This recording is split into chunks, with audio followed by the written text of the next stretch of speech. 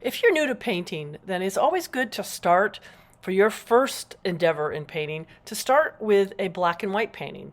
And a great way to do this is to actually put a gray base coat on your canvas. So what gray should you put, you might ask?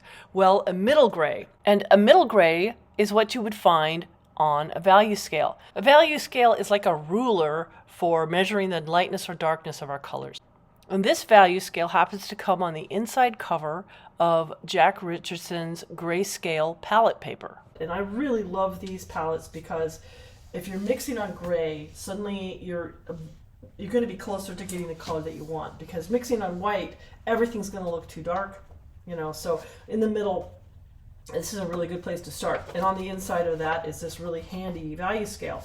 So you want to paint this gray for the same reason that you want to have a gray palette, so that you're not trying to cover up all the white. Okay, so if we start in the middle, then we can go light and dark, rather than starting from the light and then making everything darker.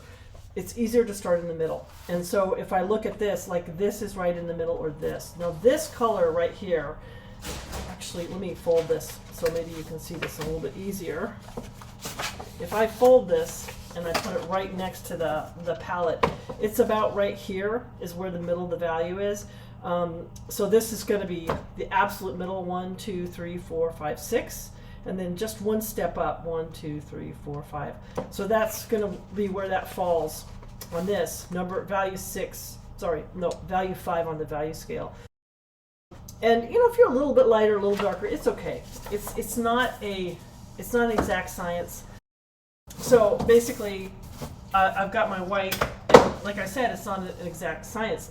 Is it going to be equal? Well, it depends on your paint. It depends on your black. I'm going to put about the same amount. This has got a little bit more white in it. And let's just see what we get. I have a feeling it might be darker than what's here, but that doesn't mean it's too dark.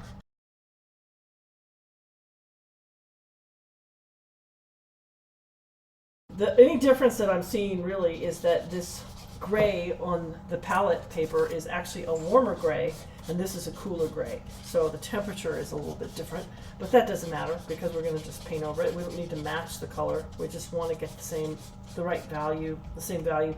Now, it's a little bit darker, but not enough to matter. So we're really in that range. So if I want to get this on, look at how dark it looks there. If I want to get this on here, I can just kind of dump it on with my palette knife, and then I can always use a brush to blend it out a little bit. And I really do want to cover it. To me, it doesn't matter if it is a perfectly flat color, or if it's kind of got some thinness or splotchiness. So I'm going to go ahead and take a brush here and just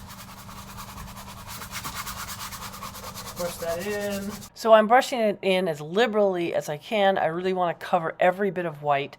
And at this point, I just dipped in some water, and that helps it spread.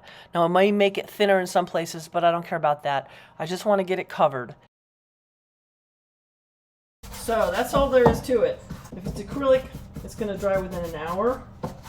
That is if you're on the West Coast. I don't know about, in the depending on how humid it is where you live.